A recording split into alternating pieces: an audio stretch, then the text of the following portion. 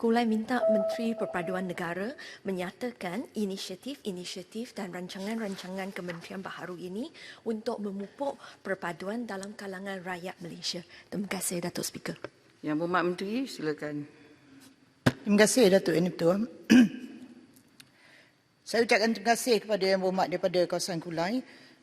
Yang Berhormat Datuk Yang Ketua, Kementerian Perpaduan Negara memupuk semangat perpaduan dalam kalangan rakyat Malaysia dengan merangka dasar perpaduan negara yang akan memayungi semua inisiatif dan juga perancangan strategik oleh kementerian. Seperti yang pertama, penubuhan Majlis Penasihat Perpaduan Negara yang telah pun bersidang pada 18 hari bulan Ogos yang lalu dan dianggotai oleh kepelbagaian kepakaran yang ada.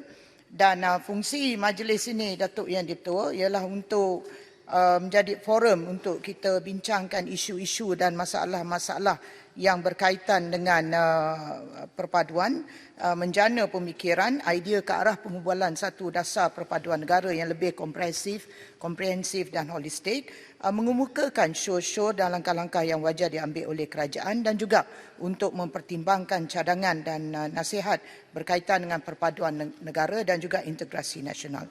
Keduanya, Datuk Yang Ketua, kementerian juga telah pun menubuhkan Jawatan Kuasa Pelaksana Perpaduan Negara yang difungsikan oleh saya, yang dianggotai oleh semua ahli-ahli Exco, oleh semua ahli-ahli yang berhormat Exco Perpaduan di peringkat negeri-negeri, dan kita telah pun mengadakan persidangan mesyuarat sebanyak 2 kali, dan mesyuarat yang akan datang ialah pada 26 hari bulan September.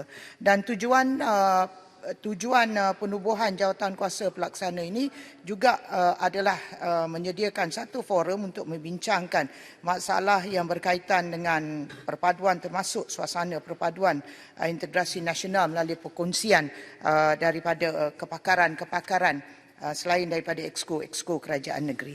Dan seterusnya ialah penubuhan jawatan kuasa tindakan perpaduan negeri yang difungsikan semua exco kerajaan negeri, dia follow through daripada Majlis Penasihat Perpaduan Negara turun kepada jawatan kuasa pelaksana perpaduan negara dan turun kepada jawatan kuasa tindakan perpaduan negara, dan akhirnya di peringkat daerah ialah jawatan kuasa permufakatan perpaduan daerah.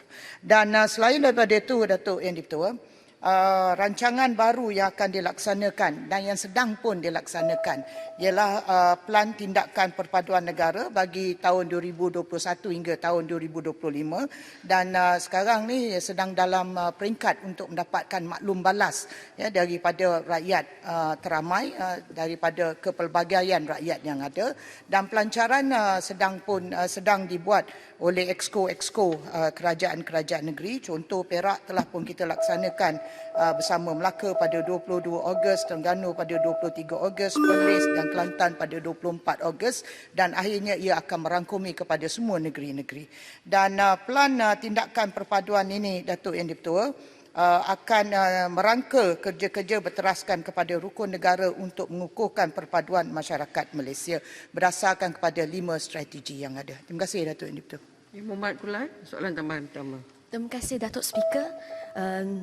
Saya nak tanya Menteri kerana minggu yang lalu semasa perbahasan Yang Berhormat Kinabatangan menyatakan bahawa perpecahan sudah mula berlaku di peringkat sekolah rendah. Jadi saya nak tanya, dalam pandangan kementerian, sama ada sekolah pelbagai adalah halang capai perpaduan kaum, dan sama ada adalah pendirian kerajaan PM bahawa sekolah pelbagai aliran ini adalah satu penghalang kepada perpaduan kaum.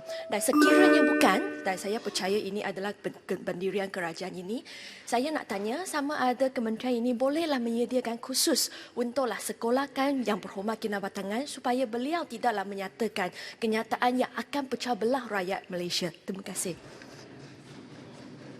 Silakan Yang Berhormat. Terima kasih, Datuk Yang Ketua. Yang Berhormat, saya ingin menyatakan dalam usaha untuk kita memperkukuhkan perpaduan, dia perlu bermula daripada asas. Saya telah pun menjawab kepada persoalan ini, iaitu untuk kita gerakkan permulaan daripada asas, maka penghayatan pendidikan rukun negara itu perlu kita laksanakan bermula daripada pendidikan awal kanak-kanak dan kemudian kepada sekolah rendah, sekolah menengah dan juga sampai ke peringkat universiti. Dan saya juga telah pun memaklumkan dalam jawapan saya yang lepas bahawa kita telah tubuhkan satu jawatan kuasa teknikal yang difungsikan oleh Yang Berbahagia Datuk KSU saya bersama-sama dengan 3 lagi KSU, iaitu KSU daripada KKMM, KSU daripada KPT, KSU daripada KPM, untuk kita melihat kepada cadangan pelaksanaan meletakkan pendidikan rukun negara itu dalam sistem pendidikan, bermula daripada pendidikan awal kanak-kanak sampai sekolah rendah dan sekolah menengah. Dan dalam pada kita sedang menguruskan struktur untuk meletakkan penghayatan pendidikan rukun negara itu yang akhirnya akan berteraskan kepada perpaduan. Dalam pada kita sedang memperkukuhkan perbincangan itu, dalam pada itu kita juga telah pun menggerakkan kelab-kelab rukun negara. Dan untuk makluman yang berhormat, pihak kementerian telah pun menubuhkan sebanyak 6,621 kelab-kelab rukun negara di semua sekolah-sekolah rendah dan di semua sekolah-sekolah menengah. Dan untuk makluman yang berhormat juga, kelab-kelab rukun negara ini juga diwujudkan di semua sekolah-sekolah jenis kebangsaan Tamil dan sekolah-sekolah jenis kebangsaan Cina. Dan dalam pada itu di peringkat universiti ialah Sekretariat Rukun Negara.